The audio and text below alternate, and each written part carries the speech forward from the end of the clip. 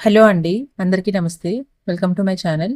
ఈరోజు ఈ వీడియోలో మీకు 2 లంచ్ బాక్స్ రెసిపీస్ చూపిస్తానండి. ఒకటి వచ్చేసి పుదీనా రైస్, సెకండ్ వచ్చేసి ఆవకాయ పులిహోర. ఫస్ట్ పుదీనా రైస్ రెసిపీ చూపిస్తా చూడండి. దీనికోసం ముందుగానే నేను పుదీనాని వాష్ చేసి పెట్టుకున్నాను. వాష్ చేసి పెట్టుకున్న పుదీనాని మిక్సర్ జార్‌లో యాడ్ చేసుకొని ఒక 4, 5 పచ్చిమిర్చి, 4, 5 వెల్లుల్లిపాయలు, అలాగే కొంచెం కొత్తిమీర, 1 టేబుల్ స్పూన్ సాల్ట్ యాడ్ చేసుకుంటున్నా. ఇదంతా కూడా మిక్సర్ గ్రైండ్‌లో మిక్సీ పట్టేసుకున్న తర్వాత ఇందులోనే ఒక పెద్ద సైజ్ టొమాటోని కట్ చేసుకొని దీన్ని కూడా గ్రైండ్ చేసి పెట్టుకున్నాను.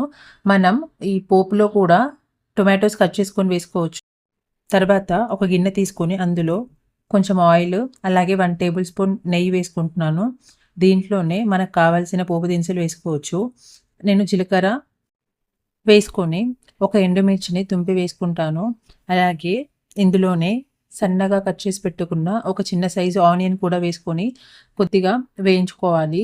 అందులోనే కరివేపాకు, కొద్దిగా పసుపు, ఇంగువ యాడ్ చేసుకుంటే బాగుంటుంది టేస్ట్. ఇలా కొంచెం వేగిన తర్వాత ఇందులో మనం మిక్సీ పట్టి పెట్టుకున్న పుదీనా పేస్ట్ని యాడ్ చేసుకొని పుదీనా పేస్ట్ ఒక 5 మినిట్స్ నూనెలో మగ్గేంత వరకు మగ్గించుకోవాలి. తర్వాత ఇందులోనే ముందుగానే ఒక ఒక గ్లాసు రైస్ ఉడికించి పెట్టుకున్నాను. దాన్ని యాడ్ చేసుకొని కలిపేసుకుంటే మనకి పుదీనా రైస్ అనేది రెడీ అయిపోతుంది. చాలా బాగుంటుందండి. మనం దీన్ని పుదీనా పచ్చడిలాగా కూడా చేసుకోవచ్చు. కాకపోతే పిల్లలు తినరు. అందుకని ఇలా పుదీనా రైస్ లాగా చేసి పెట్టుకుంటే బాగా ఇష్టంగా తింటారు. ఇలా మీరు రెసిపీ చూస్తుండగానే మనం ఎవ్రీ కుకింగ్ వీడియోలో ఏదో ఒక టాపిక్ గురించి మాట్లాడుకుంటాం కదా. ఈరోజు నేను మాట్లాడాలనుకుంటున్న టాపిక్ వచ్చేసి పిల్లల మీద జనరల్‌గా మనకు చదవట్లేదు అనే ఒక కంప్లెయింట్ ఉంటుంది.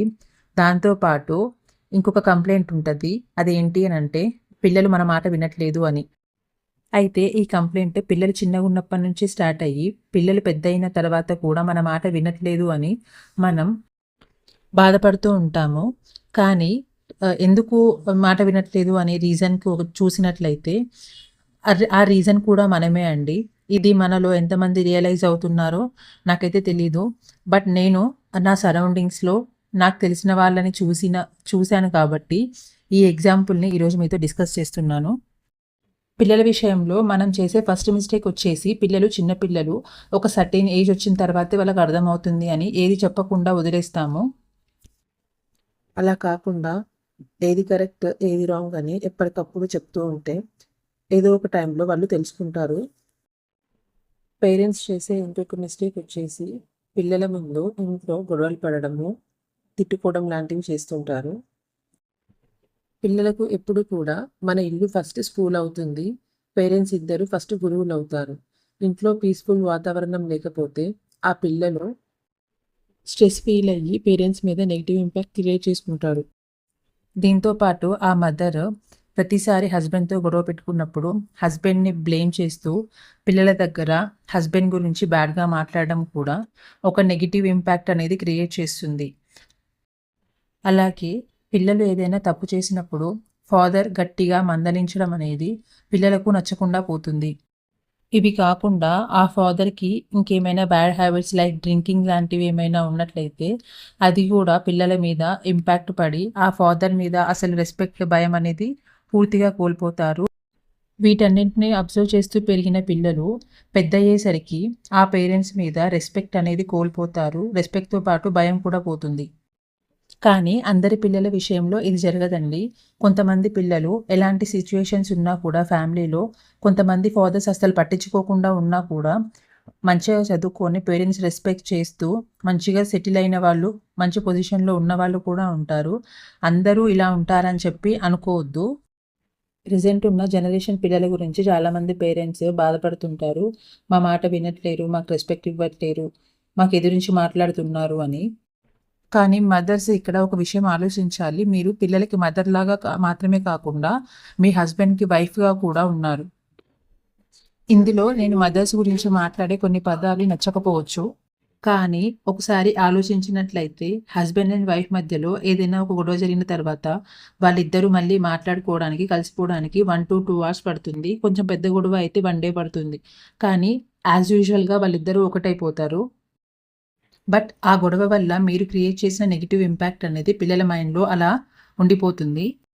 అందుకే మదర్స్ అందరూ కూడా దయచేసి మీకేదైనా ఇష్యూ జరిగినప్పుడు పిల్లల దగ్గర ఫాదర్ గురించి కానీ, ఆ ఇష్యూ మీద మీరు ఎఫెక్ట్ అయిన విషయం గురించి గానీ డిస్కస్ చేయకండి. బ్యాడ్‌గా క్రియేట్ చేయకండి. మనకే గానీ, మన పిల్లలకే గానీ ఎప్పుడు కూడా ఫాదరు ఒక రోల్ మోడల్ అండ్ హీరోలాగా ఉండాలండి. ఎందుకంటే ఒక ఫాదర్ తన లైఫ్ మొత్తం ఆ పిల్లల కోసం, ఆ ఫ్యామిలీ కోసం కష్టపడుతూ తన టెన్షన్స్‌ని వాళ్ళ ఫ్యామిలీకే గానీ, పిల్లలకే గానీ షేర్ చేసుకోరు.